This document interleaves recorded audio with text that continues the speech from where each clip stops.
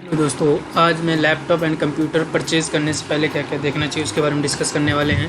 सभी लोगों का क्वेश्चन आ रहा था कि भाई लैपटॉप कैसे खरीदने से पहले क्या क्या देखना चाहिए, कौन से बजट का हमारा लैपटॉप होना चाहिए और क्या स्पेसिफिकेशन लेनी चाहिए, मुझे किस ज़रूरत, इसके बारे में डाउट था, उसके लिए डिस्कस कर रहे हैं। तो मेनली क्या होता है कि जो ज़रूरत है वो हमारे डिपेंड करता है हमारी क्या यूज़ में है, कि हम उसके क्या यूज़ करना चाहते हैं या हमारा रिक्वायरमेंट क्या हमारी रिक्वायरमेंट है। तो हम रिक्वायरमेंट के अकॉर्डिंग स्पेसिफिकेशन होनी चाहिए और उसके अकॉर्डिंग ही हमारा बजट होना चाहिए।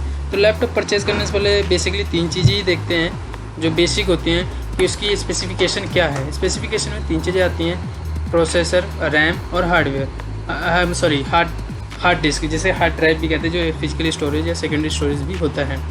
प्रोसेसर आप AMD और इंटेल के भी ले सकते हैं, कोई से 2 फेमस लैपटॉप प्रोसेसर हैं ये, तो इसके अंदर कोई से भी ले सकते हैं। इंटेल कंप्यूटिंग पावर के लिए ज़्यादा बेस्ट होता है और गेमिंग में AMD का ही प्रोसेसर यूज़ होते हैं, तो चॉइस है अपनी अपनी।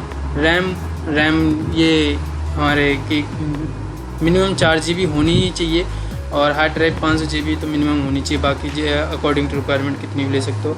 और SSD बेसिकली उनको रखना चाहिए जो बड़ी बड़ी सॉफ्टवेयर या एप्लीकेशन या गेम यूज़ करते हैं, उनको SSD यूज़ करना चाहिए क्योंकि ये काफ़ी फास्ट होती है कंपेयर टू हार्ड डिस्क के। तो बेसिकली हम जब लैपटॉप या कंप्यूटर परचेज़ करने जाएंगे तो इन्हीं 3 चीज़ों को, मेनली 3-4 चीज़ों को देखते हैं और इन्हीं को ही देखना चाहिए मेरे अकॉर्डिंग। तो और उसके अकॉर्डिंग फिर एडिशनल होते हैं कि स्क्रीन का रेजोल्यूशन वो डिपेंड करता है, स्क्रीन टच होना चाहिए, 360 होना चाहिए, 2-in-1 होना चाहिए, वो डिपेंड करता है पर्सन कैसा लेना चाहते हैं, और वो तो बजट भी थोड़ा इंक्रीज़ कर देता है। तो बेसिकली हम डिस्कस करने वाले हैं कि हमारा बजट क्या होना चाहिए और हमारे बजट के अकॉर्डिंग कौन सा लैपटॉप सूटेबल होगा, और जो होगा तो उसमें क्या क्या हार्डवेयर होना चाहिए। तो आज उसके बारे में डिस्कस करने वाले हैं।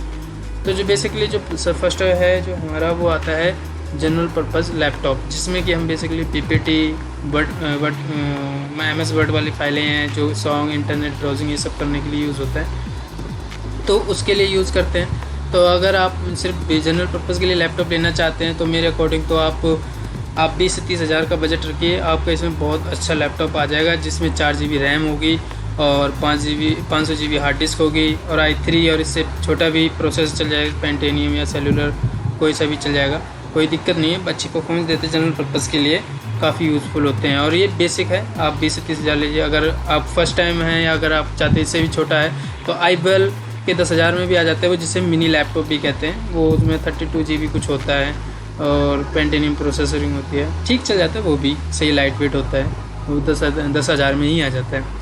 और दूसरे होते हैं प्रोग्रामिंग लैंग्वेज वाले, जो प्रोग्रामिंग करते हैं, प्रोग्रामिंग के लिए थोड़ी हार्ड स्पेसिफिकेशन बढ़ जाती है कि उसमें थोड़ा ज़्यादा चाहिए, तो उसके अकॉर्डिंग उसके प्राइस बढ़ जाते हैं। जैसे हमने दिखाई रखा 8 GB है, 1 TB हार्ड स्टोरेज थोड़ी कम ज़्यादा चल जाएगी, लेकिन रैम होनी चाहिए क्योंकि इसके अकॉर्डिंग ही हमारे सॉफ्टवेयर हो जाते हैं प्रोग्रामिंग के। कई PHP वालों के लिए जैम हो गया, एंड्रॉयड वालों के लिए अलग अलग सॉफ्टवेयर आ जाते हैं, कैट के लिए भी यूज़ होता है। तो ये ऐसे इतनी कॉन्फ़िगरेशन होनी चाहिए, जो कैट या ऑटो कैट या कुछ भी होते हैं। ग्राफिक्स के लिए अगर आ रहे हैं तो उसके लिए थोड़ा और बजट बढ़ जाता है, उसकी स्पेसिफिकेशन भी बढ़ जाती है, विद SSD भी आ जाता है। तो ये डिपेंड करता है, ये आपके सामने स्क्रीन में सब कुछ दिखा रखा है कि कौन कितनी परफॉर्मेंस होनी चाहिए, स्पेसिफिकेशन होनी चाहिए, उसके अकॉर्डिंग उसकी परफॉर्मेंस रहती है। तो जो रिक्वायरमेंट है वो ग्राफिक्स के लिए 16 GB चाहिए, 1 TB हार्ड डिस्क है, इससे ज़्यादा भी हो सकती है, वो स्टोरेज ज़्यादा चाहिए होती है, कई बार 1 TB से 2 TB भी चाहिए होती है। i5 i7 होना ही चाहिए। SSD तो मैंडेटरी हो जाती है क्योंकि इसमें बड़े बड़े सॉफ्टवेयर हो जाते हैं, इसमें तो ज़रूर लेना चाहिए SSD आपको। गेमिंग है, गेमिंग में तो इतनी ही रिक्वायरमेंट होती है, लेकिन जिसके अंदर एक एडिशनल आ जाती है GPU एक ग्राफिक्स के लिए, ग्राफिक्स कार्ड होते हैं एक्चुअली, ये ग्राफिक्स प्रोसेसिंग यूनिट बोलते हैं इनको, तो ये होना चाहिए ग्राफिक्स। अगर आप गेमिंग लैपटॉप में एक अच्छा एक्सपीरियंस करना चाहते हैं तो ये यूज़फुल होती है। तो अपना नेक्स्ट जो है वो हाई परफॉर्मेंस लैपटॉप इसलिए बोला है क्योंकि इसके अंदर मिनिमम इतने होना चाहिए, इससे बड़े रैम होनी चाहिए, 32 GB से ज़्यादा रैम होनी चाहिए, जिससे 5 TB या कुछ इतनी स्टोरेज होगी उतना ज़्यादा बेटर है, और i7 इससे प्लस होना चाहिए का प्रोसेसर होना चाहिए। क्योंकि इसके अंदर क्या है कि आप अच्छे सॉफ्टवेयर होने का मतलब ये है कि आप इसमें कई सारे सॉफ्टवेयर चला सकते हैं, एक साथ कई विंडो चला सकते हैं, वर्चुअल विंडो चला सकते हैं, मल्टीपल विंडो इसको एक ही लैपटॉप सिस्टम में ऐड करना चाहते हैं, विंडो 10 भी, लाइनक्स भी, ubuntu भी और बहुत सारे सॉफ्टवेयर यूज़ करना चाहते हैं, तो आपको इतने GB का जो रिक्वायरमेंट पड़ जाती है, तभी आप उसके अकॉर्डिंग काम कर पाते हैं। तो यही सारी रिक्वायरमेंट है कि आपको जो चाहिए उसके अकॉर्डिंग इतना मिनिमम बजट रखना पड़ेगा आपको, और रखना चाहिए, और बाकी सेकेंड हैंड इससे सस्ते भी मिल जाते हैं।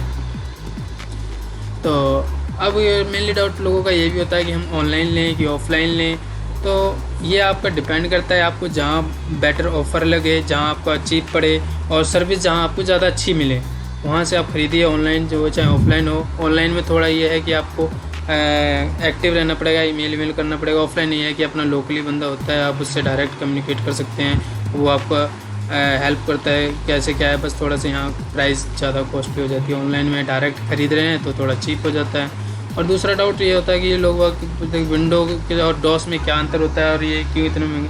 तो विंडो तो पेड है, तो इसके लिए विंडो का चार्ज लगता है, एडिशनल चार्ज होता है। 5 से 10 हज़ार ज़्यादा हो जाते हैं, 15 भी हो जाते हैं, तो काफ़ी मार्जिन हो जाता है। डॉस सिंपल है, तो इसको कोई आजकल यूज़ ही नहीं करता है, लेकिन प्रोग्रामर यूज़ करते हैं, वो लाइनक्स की जैसा डेस्क है, ऑपरेटिंग सिस्टम बोलते हैं इसको। तो डॉस वाले में क्या होता है कि हम खुद से विंडो डालते हैं। अगर आपको विंडो डालना आता है या डलवा सकते हैं तो आप डॉस से खरीदिए, जिससे आपको और भी मार्जिन बच सकता है। तो यही है कि आप डॉस लीजिए। विंडो अगर आपको नहीं आता तो विंडो ले लीजिए, कोई दिक्कत नहीं। लेकिन ये विंडो आता है बाय डिफ़ॉल्ट, तो विंडो ही आते हैं। तो अगर वो दोनों का प्राइस सेम भी होता है कई बार, तो विंडो प्रेफर करिए। अगर विंडो और डॉस में आपको डिफरेंस दिख रहा है कि भाई विंडो का लेने पे ज़्यादा प्राइस है, डॉस लेने पे कम प्राइस है, तो डॉस वाला लीजिए, विंडो डलवा लीजिए कहीं से भी। अब बहुत सारे यूट्यूब पे हैं। और इसके बगैर अगर आपको कुछ रह गया हो कि भाई कुछ रह गया है, तो प्लीज़ कमेंट करिए और लाइक करिए, शेयर करिए, जो भी है। Thank you.